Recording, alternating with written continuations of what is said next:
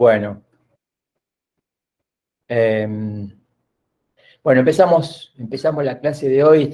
Hoy va a ser una clase más corta porque no va a llegar a durar una hora, supongo que 35, 40 minutos, contando de las 12, porque, bueno, tengo una ocupación excepcional y tengo que interrumpir antes.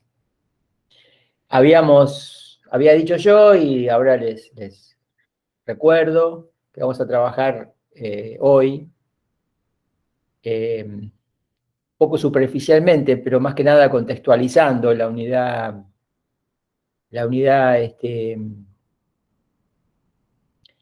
4, que entiendo que es la estructura en las formaciones del inconsciente. No me acuerdo exactamente cómo se llama, no la tengo acá presente, pero que es algo así como la estructura en las formaciones del inconsciente, ¿no es cierto?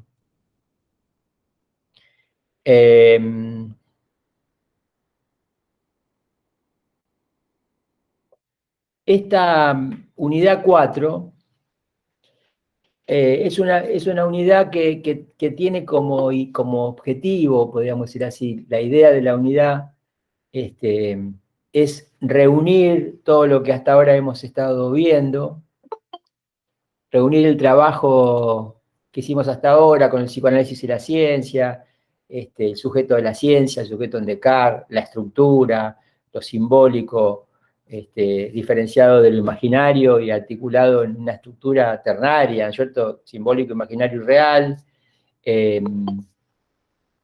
El aporte que fue para Lacan el del estructuralismo, ¿no? Entender cómo, qué fue lo que estuvimos haciendo últimamente, entender qué fue el estructuralismo y de qué manera el estructuralismo y todos los conceptos y los avances con respecto a la estructura aportados por el estructuralismo permitieron esa definición del inconsciente que Lacan da, novedosa y revolucionaria, ¿cierto? Que el inconsciente está estructurado como un lenguaje. Todo esto que hemos estado trabajando, que a veces se conecta y a veces no tanto, digamos, podríamos decir, a veces hay conexiones muy inmediatas y otras que, bueno, también existen, pero que es más difícil hacerlas. Se cierran, digamos así, vamos así, o sea, se logra un conjunto, se logra unir todo esto que venimos trabajando en esta unidad 4, que en realidad va a tratar las formaciones del inconsciente en términos generales y va a tratar específicamente ejemplos o algún ejemplo, ¿no? Nosotros elegimos como ejemplo de formaciones del inconsciente el chiste, porque nos habíamos dado cuenta de que el chiste de las formaciones del inconsciente era la que menos se tenía en cuenta en la carrera. Ustedes ven los sueños, ven los lapsus, ven los actos fallidos, ven la psicopatología de la vida cotidiana, ven la interpretación de los sueños, pero digamos, no se le presta la misma atención, aunque la debería tener, al chiste y su relación con lo inconsciente. Lacan siempre dice que estos textos que nombré, son una tríada de textos fundantes y fundamentales en Freud, porque son los textos que introducen la estructura simbólica, el funcionamiento del significante, muchos ejemplos de sueño, muchos ejemplos de bueno, lapsus, olvidos, ¿no? Lo que se llama actos fallidos en general, psicopatología de la vida cotidiana, y muchos ejemplos también de chiste. Entonces, la decisión nuestra fue tomar el chiste en Freud, o sea, un texto de Freud que ustedes seguramente, no sé si está en algún programa, pero casi seguro que no lo leen en ninguna materia, lo leen con nosotros en esta, si leer el texto de Freud. Es un texto bastante largo, pero la idea es que ustedes lean el texto. No hacemos preguntas minuciosas sobre el texto, pero sí que ustedes tomen conocimiento de ese texto, que es muy importante en Freud. Y nosotros también, al mismo tiempo, en esta unidad, acompañamos esa lectura del texto de Freud con la lectura que Lacan hizo de ese texto de Freud, que corresponde a las primeras clases del seminario 5, las formaciones del inconsciente. En esas primeras clases, Lacan hace retoma, digamos, algunos de los ejemplos que ya consideramos paradigmáticos. Ahora vamos a hablar de esos ejemplos un poco, retoma esos ejemplos y explica, digamos, cómo los lee él. Es decir, que ustedes tienen el chiste en Freud, tienen la elección que ha hecho Freud de algunos chistes muy importantes, que son con los chistes con los que empieza el texto. Concretamente hay dos chistes que nos interesan mucho, que tienen nombre, ¿no? Yo les doy los nombres ahora y después cuando lo despleguemos ustedes se van a ir dando cuenta. Un chiste es el chiste del famillonario, así se llama, y el otro chiste es el chiste del becerro de oro. Estos son los nombres que tienen esos dos chistes, ¿no? Son dos chistes que Freud presenta al principio de su texto y que analiza. Lacan vuelve sobre los mismos ejemplos de Freud, vuelve sobre el texto de Freud y hace una interpretación, o sea, hace otra lectura, o sea, agrega otra lectura a la lectura de Freud. No es una lectura incompatible la de Lacan, al contrario, es una lectura compatible con la de Freud y que le da un giro y le da un pulso, digamos así, a esa lectura y ordena mucho para lo que es la continuación del psicoanálisis. Entonces, tenemos el chiste en Freud, se llama el chiste y su relación con lo inconsciente. Tenemos las primeras clases del seminario 5. Hay alguna otra bibliografía más, pero podría decirse que esto es lo central, digamos así, de esta unidad.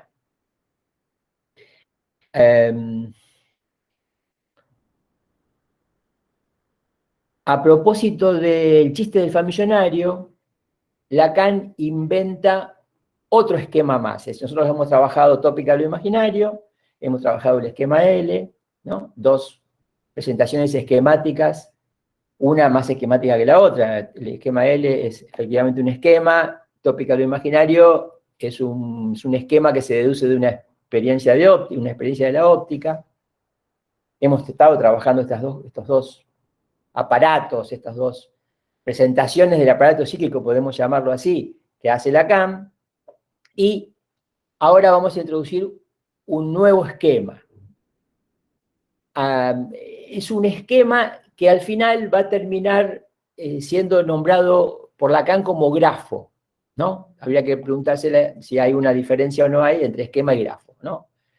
El grafo parecería ser que es una denominación mucho más específica que tiene que ver con la letra, con la escritura, es decir, parece ser que Lacan ahí le quiso dar a esto que comenzó siendo un esquema otra magnitud, y termina siendo lo que se llama el grafo del deseo. Lo que es interesante es que Lacan en este seminario, que lee el chiste en Freud, por supuesto, como él estaba diciendo, hace la construcción de este esquema desde cero, es decir, empieza a construir el esquema primero muy simplificado, y es un esquema que después se va a ir complejizando, y corresponde, digamos así, su construcción, su desarrollo, su trabajo, corresponde a dos seminarios de Lacan, el seminario 5, que se llama Formaciones del Inconsciente, que es el que vamos a leer las primeras clases, y corresponde también porque se continúa en el seminario 6, que se llama El deseo y su interpretación. Como nosotros vamos a tomar cuestiones del seminario 6 en la próxima unidad, la unidad 5, donde vamos a trabajar cuestiones relativas, más específicamente relativas al objeto, en el psicoanálisis, el objeto que destaca Lacan, que llama objeto A. Como vamos a trabajar en la próxima unidad esas clases que conciernen al objeto A del seminario 6, el deseo y su interpretación, ahora empezamos un trabajo que en realidad va a cerrarse y va a concluirse con la unidad 6, ¿no? Donde vamos a incorporar en el mismo esquema, pero vamos a llegar a presentarlo como el grafo completo que Lacan construye. Pero vamos a llegar a presentarlo como grafo completo que Lacan construye recién en la próxima unidad, cuando tratemos el tema del objeto, porque si no se trata el tema del objeto, este grafo no se puede explicar bien, ¿sí? Entonces, repito, leemos el chiste en Freud, leemos lo que lee Lacan del chiste en Freud, y al leer Lacan este ejemplo paradigmático, que es el primer ejemplo que trabaja Freud, que se llama el chiste del famillonario, ejemplo paradigmático significa que es un chiste que tiene todos los elementos necesarios para transmitir por qué el chiste es una formación del inconsciente. Es un chiste muy interesante, muy importante también, ¿no? Y es el chiste que fue la ocasión de que Lacan empezara a construir este esquema, ¿no? Que después se termina llamando grafo del deseo. Se llama grafo del deseo porque es un esquema en donde Lacan puede situar al deseo, puede situar el deseo en la estructura, ¿no? Todos los esquemas son la estructura, y por supuesto este esquema también está emparentado con la tópica de lo imaginario y con el esquema L. Como ustedes ya manejan alguna cuestión relativa a la tópica de lo imaginario y al esquema L, entonces lo interesante es que vamos a agregar elementos y vamos a agregar alguna complicación, pero también van a encontrar ustedes dónde apoyarse, porque ya tienen para apoyarse en lo que ya hicimos. Bien. El chiste, digamos, es una formación del inconsciente, así lo dictamina, digamos así, Lacan.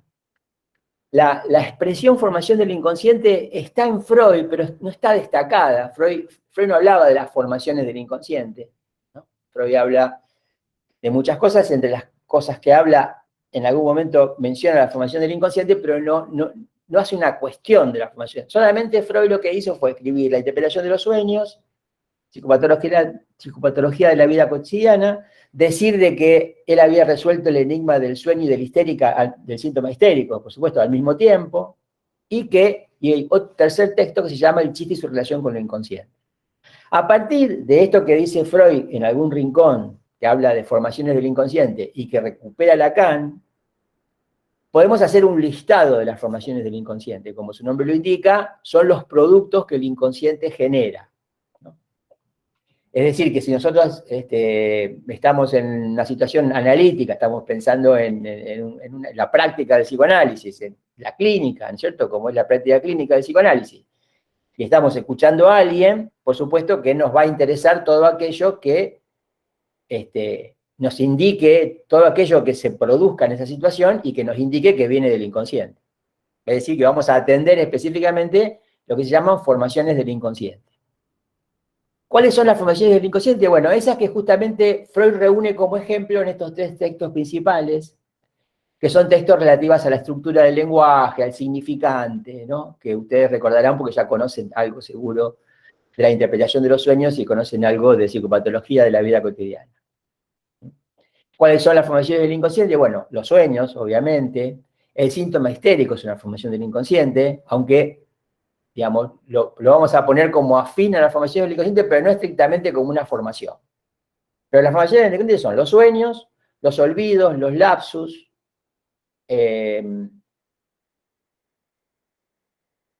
todo lo que entra bajo el rubro o la denominación de psicopatología de la vida cotidiana, ¿no? Fíjense que ese nombre que le puso Freud es muy interesante porque dice que en la vida cotidiana hay cosas psicopatológicas y son estas, ¿no? Un pequeño olvido, un lapsus, un acto fallido, romper un objeto, hacer exactamente, sí, claro, exactamente como dice Álvaro, son las equivocaciones, ¿sí? Todo lo que es una equivocación. Y por supuesto también, y se agrega, a pesar de que no, digamos, uno dice, bueno, qué raro, ¿no es cierto? Porque esto no parece en sí mismo una formación del inconsciente, los chistes. Hay una característica importante a tener en cuenta que tiene que ver con un término alemán que usa Freud para hablar de los chistes, que no coincide exactamente con nuestra traducción chiste.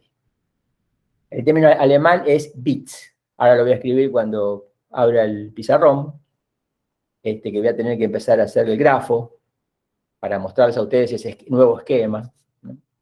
El Witz es en realidad palabra de ingenio, ¿no? Algo, frase ingeniosa, no es un chiste. O sea, para nosotros chiste, por supuesto que los bits entran dentro de lo que es chiste para nosotros, pero nosotros hay muchos más otros elementos que son chistes pero que no son bits, ¿no? Rasgo de ingenio, tiene, digamos, ahí mismo Lacan dice, hace una cuestión con la traducción, dice que tampoco hay una palabra francesa para bits, y como tampoco hay una palabra en nuestra lengua. Entonces se tradujo chiste, pero no es cualquier chiste, ¿no? Digo, es un chiste, en este caso es chiste, en el sentido freudiano de bits, todo aquello que pueda considerarse un chiste, pero que al mismo tiempo comprometa la estructura del lenguaje. Es decir, que los bits se hacen con significantes. Esta es la característica principal. Es decir, ¿qué hace que algo pueda ser considerado una formación del inconsciente? El hecho de que está hecho a partir del lenguaje y con los significantes, ¿no? Por eso que, como decía Álvaro recién en el chat, ¿no? Los equívocos, sí, porque los equívocos, ¿no? Tienen su base en el significante, en una función del significante. El significante permite que nos equivoquemos, nos permite que estemos hablando de una cosa y se nos cruce una sílaba, se nos cruce, digamos, decir las cosas de una manera rara, digamos, y eso pueda ser considerado un lapsus.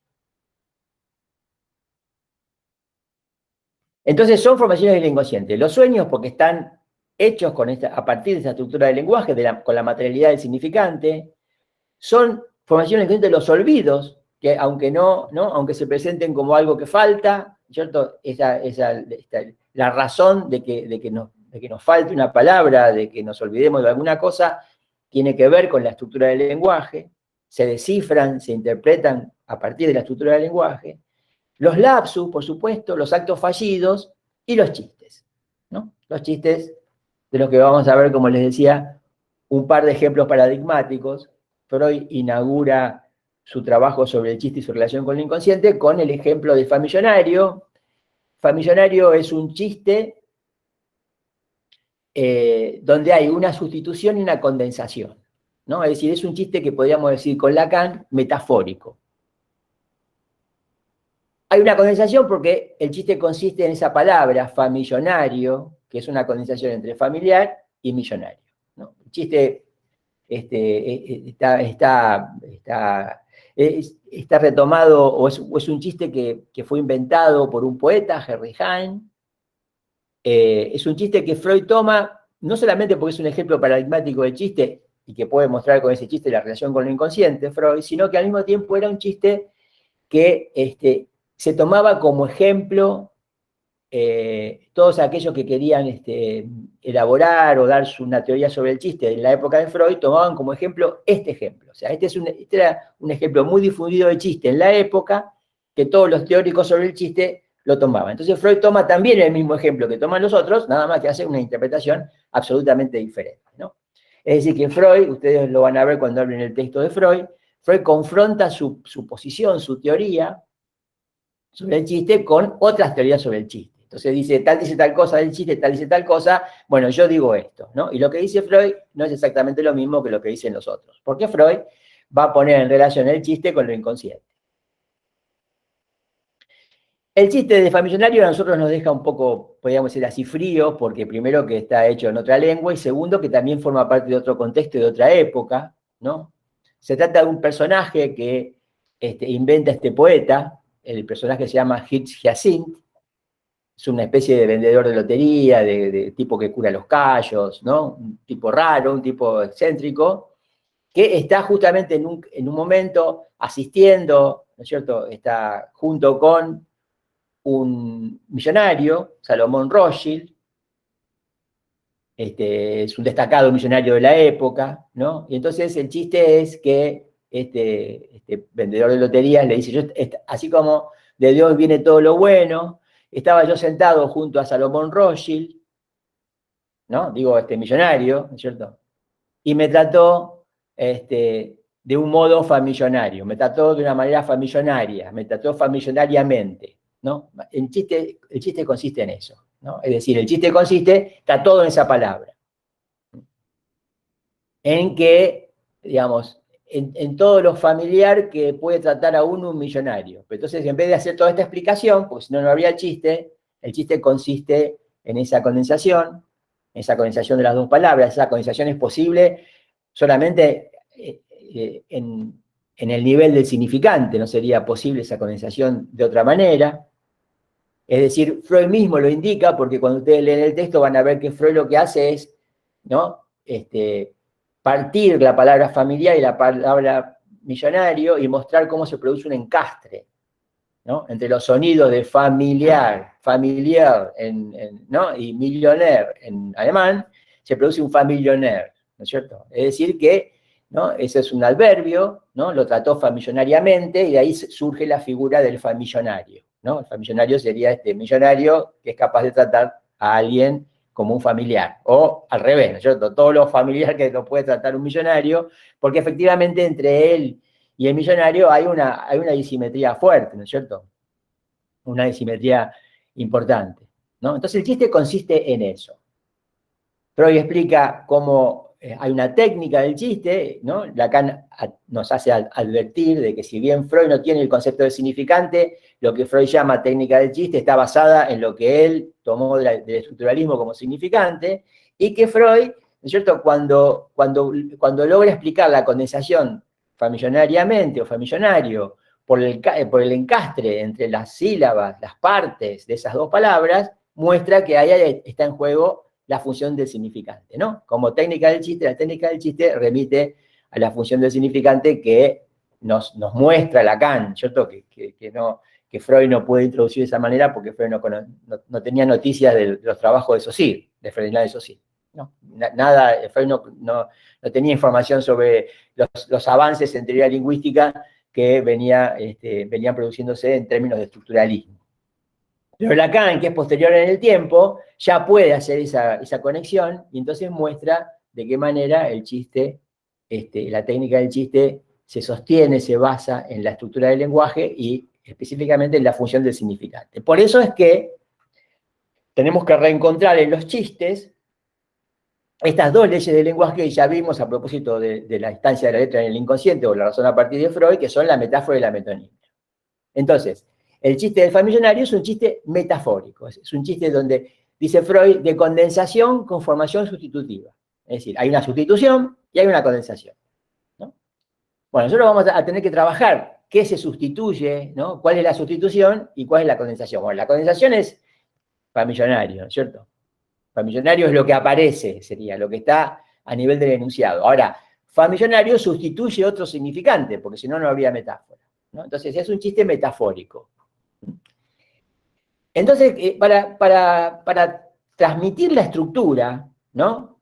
Leyendo a Freud y viendo los aportes que justamente Lacan puede hacer, Lacan lo que hace es construir un esquema donde ustedes van a reencontrar en este esquema las funciones que ya conocemos por el esquema L y por la tópica de lo imaginario. Así que voy a abrir un pizarrón.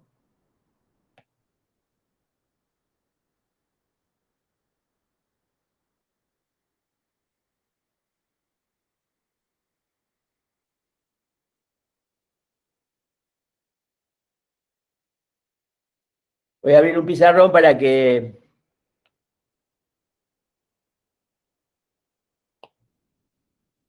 empezar a explicar un poco esto. Se ve bien, ¿no? Se ve, bueno. Esperen que vamos a poner colores razonables, Bien. Bueno, el esquema que Lacan empieza a construir y que explica, ¿no? O sea, que yo voy a hacer una simplificación para que ustedes, ¿no? El esquema a veces tiene algún tipo de letras, tienen que pensar que Lacan está construyéndolo a medida que dicta el seminario. Es decir, después, cuando uno tiene el resultado final, es todo muy fácil. Pero acá Lacan da pasos y va tomando y presentando las cosas, ¿no es cierto?, como él le parece o sea, él va descubriendo algo y va haciendo uso de eso que descubre, ¿no? Entonces, inicialmente, la idea, ¿cuál es? Ustedes se acuerdan que cuando hablamos de la instancia de la letra, Lacan objetaba que en la relación significante-significado, Saussure hiciera especie de dos ondas, así dos flujos, y que después, ¿no?, recortara esos flujos con líneas de puntos, ¿no? Hablando de una segmentación, como si hubiera un flujo del significante de los sonidos y un flujo de los sentidos, y de pronto las líneas de puntos segmentaban, que era lo que explicábamos diciendo de que uno no entiende nada de una lengua extranjera hasta que, ¿no es cierto?, empieza a poder hacer los cortes. Entonces uno, de pronto, cuando está aprendiendo una lengua extranjera, reconoce una palabra ahí, ¿no es cierto?, reconoce una palabra, ¿no?, y dice, mirá, dijo tal cosa, pero no entendió nada porque todo lo demás se le escapó, ¿no? Entonces Lacan dice, bueno, que él sustituye esa presentación, digamos así, que hace Saussure por otra, ¿no es cierto?, en donde no hay una especie de ligazón puntual entre significante y significado, sino que va a haber lo que se llama un punto de capitonado, el punto del colchonero, ¿no es cierto?, que el point de capitón, ¿no es cierto?, que es en donde la conexión es no puntual de uno a uno, sino que es entre dos puntos, ¿no? No hay un solo vínculo, sino que hay un vínculo que genera dos lugares, ¿no? Entonces, por eso Lacan va a iniciar, digamos, este esquema, diciendo que se trata de dos vectores que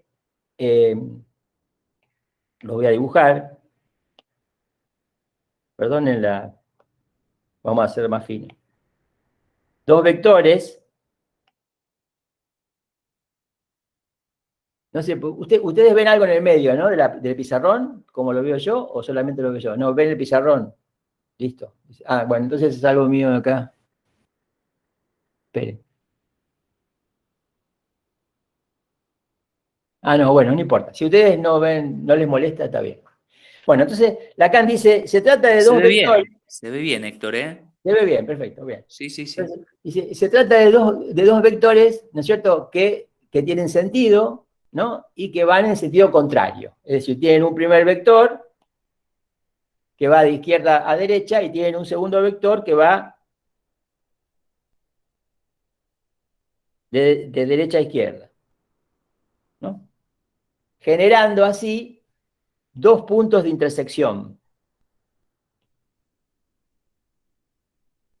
¿no? Ahí está la idea de que ya no se trata de un abrochamiento punto por punto, sino que se trata de algo que necesita de este tipo ¿no?, de este tipo de punto del colchonero, este point de capitón, ¿no? Este capitonado, ¿no?, que tiene que ver con una técnica específicamente de cómo se hacen los sillones, eso que tienen los botones que se hunden, ¿no?, que estaría representado más o menos en esto que Lacan llama la célula elemental. Este sería el punto de partida para el grafo del deseo, que todavía no lo es, obviamente, ¿no es cierto? Pero Lacan va a hacer una cuestión con estos dos puntos, que son los que he puesto ahí, porque ahí va a insertar lo que vamos a considerar el álgebra lacaniana, ¿no? Las letras, así como ustedes ya vieron que en el esquema L hay letras, acá también van a aparecer letras, ¿sí? Lacan dice, no se trata del significante y el significado, dice, se trata de dos estados del significante, ¿no? Es interesante porque esto lo explica. Entonces dice, lo que tenemos primero, digamos, lo que tenemos en uno de los dos vectores, ¿no es cierto?, que tienen sentido, que se cruzan en dos puntos con otro vector, etcétera, que van en sentido contrario, lo que tenemos es, dice Lacan, el discurso concreto. ¿A qué llama Lacan el discurso concreto? Bueno, a cuando uno habla concretamente, ¿no?, y muchas veces habla, digamos, y no pasa gran cosa, ¿no? Digo, son las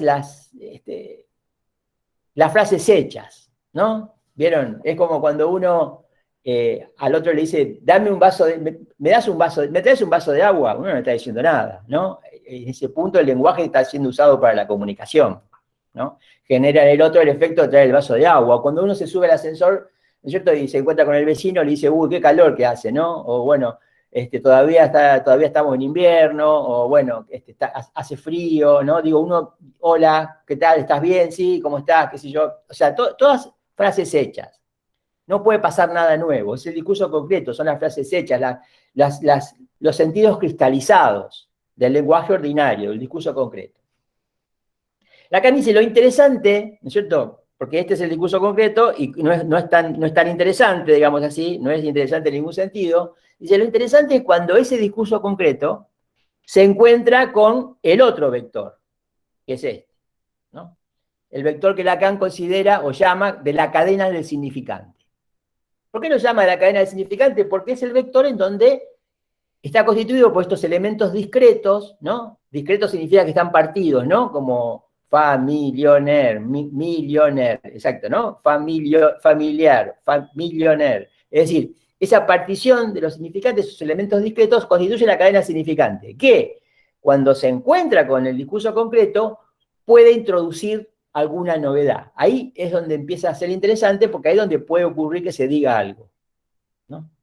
Entonces, por esa razón, Lacan, ¿no? Digo, el chiste dice, bueno, como de Dios viene todo lo bueno, estaba yo sentado a Salomón Rothschild, no pasa absolutamente nada, es discurso concreto, hasta que surge esta palabra que Lacan considera un neologismo, es decir, una palabra que no existía hasta el momento, que es creada por el chiste, que es el famillonario, ¿no? Entonces, esa palabra Lacan la coloca en este punto.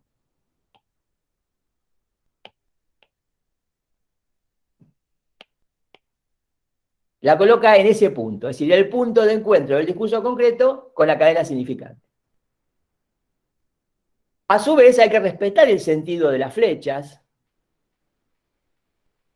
La cadena significante va hacia allá y desde este punto, que es el otro punto de capitonado, desde este punto vuelve, si se quiere, ¿no es cierto? ¿No? Esto va y vuelve y se vuelve a encontrar con este punto. Vieron que ahí ya no se sabe qué es primero y qué es segundo, ¿no? Entonces Lacan dice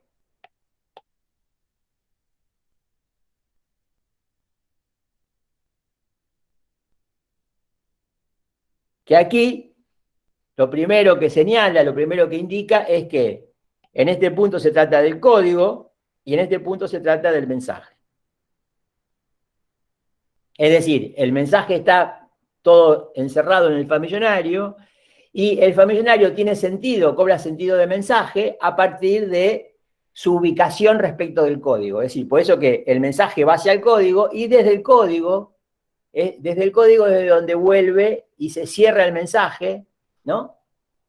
Reconociendo cuál es el sentido que está poniéndose en juego con ese término famillonario, ¿no? Digo, el término famillonario suelto no significa nada, significa algo en ese contexto de ese chiste. Ustedes vieron que los chistes en general nos sorprenden, ¿no? Dicen algo sin decirlo, ¿no? Hay un sentido en un sinsentido, ¿no es cierto? Bueno, hay un sentido en este chiste, pero famillonario en ese momento es un sinsentido, ¿no? Está construido con el significante como materialidad, está construido con esos elementos discretos que se encuentran con el discurso concreto. Irrumpen y hay uno donde dice algo más que lo que quería decir, donde dice algo equivocándose, y ahí donde el analista dice, no sigamos adelante, vamos a detenernos en este punto porque esto es importante, ¿no? Esto es un lapsus, esto es un olvido, esto es una formación del inconsciente.